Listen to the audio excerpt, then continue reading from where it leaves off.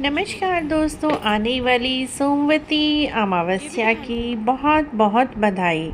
सोमवती अमावस्या पर यदि आपको पीपल का वृक्ष ना मिले तो आप घर पर ही आसानी से पूजा कर सकते हैं। बिल्कुल सरल विधि आपके लिए लेकर आए हैं। तो फ्रेंड्स, सबसे पहले आप घर में लगी हुई तुलसी जी के पास आ जाइए। तुलसी जी की पूजा भी आप पीपल जी के स्थान पर कर सकते हैं। इस दिन सोमाधोबन की विशेष रूप से पूजा की जाती है, क्योंकि सोमाधोबन ने ही अखंड सौभाग्य का आशीर्वाद राजकुमारी को दिया था। तो सोमाधोबन की हम तुलसी के गमले के ऊपर एक छोटी सी आकृति बना लेंगे। एक इस तरह का बना लेंगे स्वरूप, जैसे कि एक औरत का स्वरूप होता है। उसी तरह से हम गणेश जी का आह्वान करते हुए स्वास्तिक बना लेंगे। तो ये एप्पल ले लिया है मैंने, आटे और पानी को घोलकर चावल का आटा लिया है। चाहे आप गेहूं के आटे से भी एप्पन बना सकते हैं, क्योंकि सोमवती अमावस्या पर एप्पन का विशेष महत्व होता है और एप्पन से ही पूजा की जाती है। और सोमाधोबन को हम तिलक करेंगे, स्वास्तिक के ऊपर भी तिलक कर देंगे और अपने गमले के ऊपर हम 108 टिक्की कर देंगे। 108 नहीं तो 11, 21 जितनी आप चाहें उतनी टिक्की कर दीजिए। और तुलसी जी के पत्तों के ऊपर भी हम टिक्की लगा देंगे। चाहें तो आप 108 टिक्की भी लगा सकते हैं। उसके बाद थोड़े थोड़े अक्षत हम चढ़ा देंगे। तो यहाँ पर मैंने देखिए पूजा का कुछ सामान ले लिया है और फेरी लगाने के लिए हमने यहाँ पर 108 टॉफ़ी ली हैं। उसके बाद हम जल सींचेंगे। तुलसी जी में इस दिन जल सींच दीजिए, यदि आपको पीपल का वृक्ष नहीं मिल पा रहा है। अगर पीपल के वृक्ष के नीचे कर रहे हैं तो आप वहां पर भी इसी विधि से पूजा कर सकते हैं। उसके बाद देखिए, सोमवती अमावस्या या किसी भी अमावस्या पर रुई को हम नहीं छुएंगे। रुई की जगह हमें मोली के धागे की ही बातें बनानी है लंबी, और उसे प्रज्वलित कर लेना है। सबसे पहले पूजा में दीपक का होना अति आवश्यक है। तो यहाँ पर हमने देखिए एक दीपक जला लिया है। हवा काफ़ी चल रही है तो हमारा दीपक बार बार बुझने को हो रहा था, तो मैंने बड़ी मुश्किल से इसको संभाला है। तो आप भी ध्यान रखें, यदि हवा वगैरह हो तो आप थोड़ा सा दोनों हाथों से आप उसे सिक्योर कर लें। तो उसके बाद हमने ये देखिए मोली रूपी वस्त्र तुलसी माता को अर्पित कर दिया है।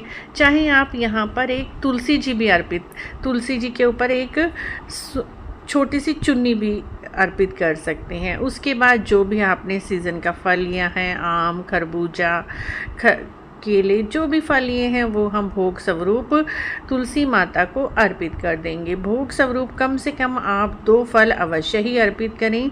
उसी के साथ फ्रेंड्स कुछ भी मीठा ले लीजिए। यहाँ पर मैंने मावे के पेड़े लिए हैं। आप गुड़, चीनी, बताशे, पेड़े, बर्फ़ी या कोई भी मिठाई आप भोग स्वरूप यहाँ पर अर्पित कर दीजिए, क्योंकि मीठे का भोग अवश्य ही लगाना है। उसी के साथ यहाँ पर देखिए मैंने 108 की संख्या में टॉफ़ीज़ ले ली हैं।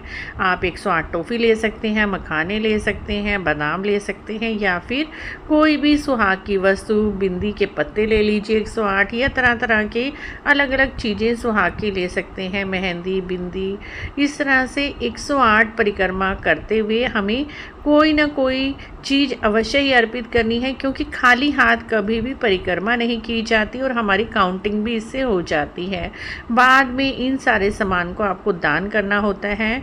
जो भी आप परिक्रमा में सामान यूज़ कर रहे हैं, टॉफ़ी है, चाहे कोई भी ड्राई फ्रूट है, या फिर कोई सुहाग का सामान है, बिंदी के पत्ते हैं, मेहंदी है, वो सब आप 108 की मात्रा में परिक्रमा करते हुए अर्पित करेंगे तुलसी जी के नीचे। तो उसको आपको खुद प्रयोग में नहीं लाना है, उस सारे सामान को आपको दान करना होता है। उसके बाद तुलसी जी के पौधे के पास बैठकर ही आप सोमाधोबन की सोमवती अमावस्या की कथा सुन लीजिए। कथा सुनने के बाद इस फूल को आप जल के लोटे में अर्पित कर लीजिए और हाथ जोड़ लीजिए, और इस तरह से आप सरल पूजा कर।